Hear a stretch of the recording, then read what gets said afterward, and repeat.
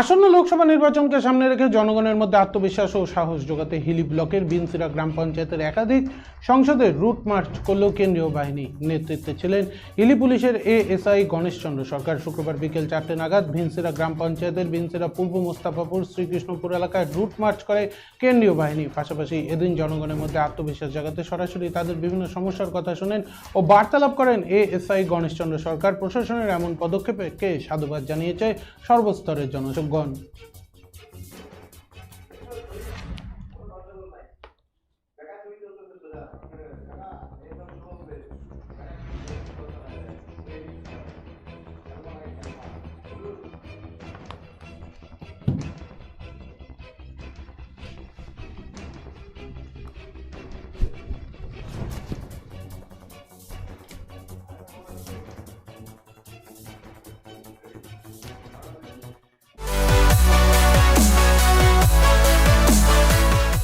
আমাদের শক্তি আপনাদের নির্ভরযোগ্যতায়, আমাদের ওই সততা আপনাদের বিশ্বস্ততায়।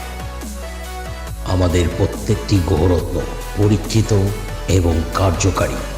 স্বর্ণ শিল্পের শিল্পী Dutta jewellers, PS road, hotel BD building, Cooch Behar.